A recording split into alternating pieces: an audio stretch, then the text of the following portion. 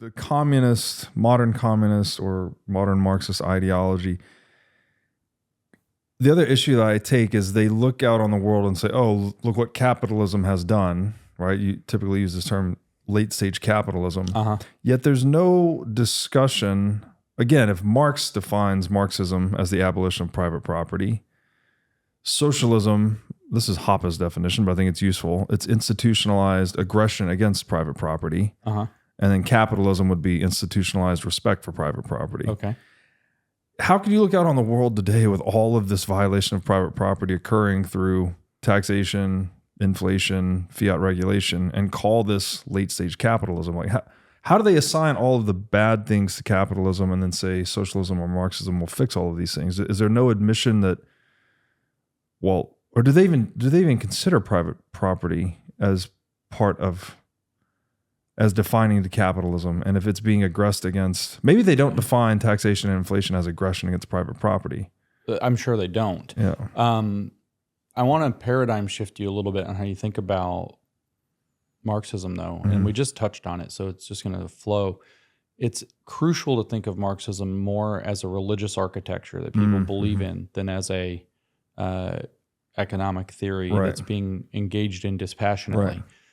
And as a religious theory, there's this old saying, it doesn't matter what the theory is, so I'll say it with socialism. It's not that socialism can fail, it's that people fail socialism, right? So the problem isn't socialism, it's that people weren't sufficiently awakened to what it means to be a socialist. That wasn't real socialism. That wasn't real socialism. And communism can never actually be tried because communism is the heaven state that you arrive at after enough socialism so that people actually finally fully get it. So it's like the magic state when everybody's fully awakened as a full-blown socialist. So they're able to expropriate the blame for everything that happens as a result of their aggression against private property or as a result of socialism and say, no, it wasn't socialism or socialism's fault.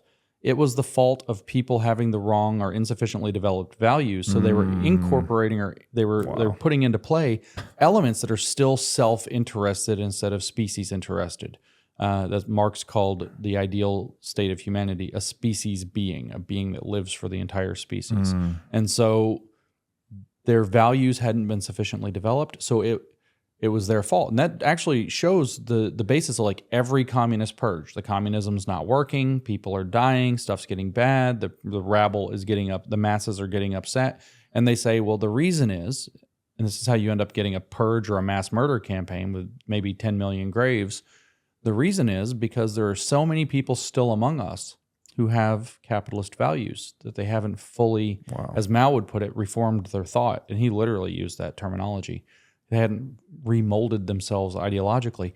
So it's still capitalism is like this evil demon. So if we take this religious paradigm, what does private property represent in that?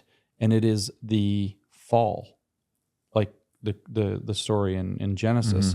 It is the fall of man from his true state in Eden. Eden was a communist utopia.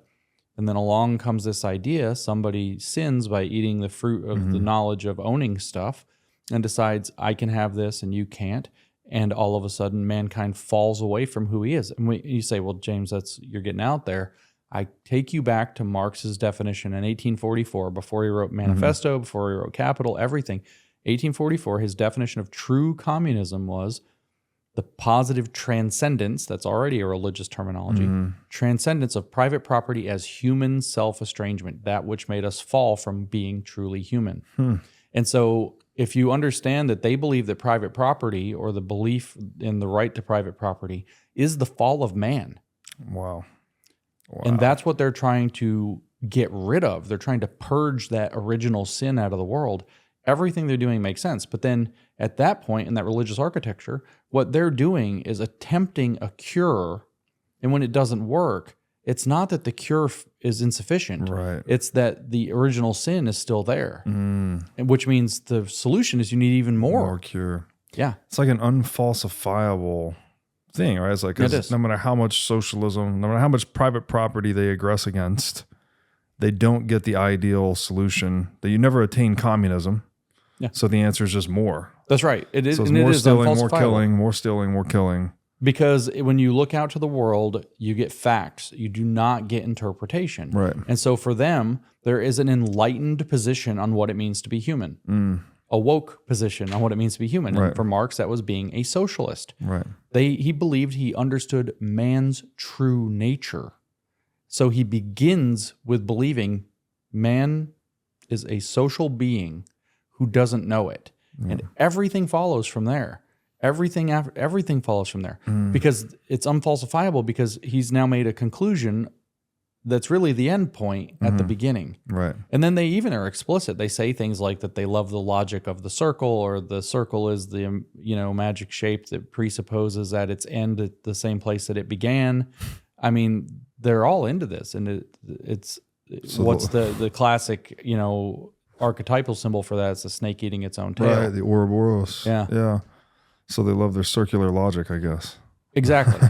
And this is why, other philosophers, Eric Vogelin is very famous for this, controversial guy, but I think he's right, said that Marx was a charlatan. He says that you can actually read Marx and you can tell he knows that he started with his conclusion. But that's where all circular logic and that's where all unfalsifiable cult ideologies go. They start with their conclusion and then they fit the world around it. Yeah.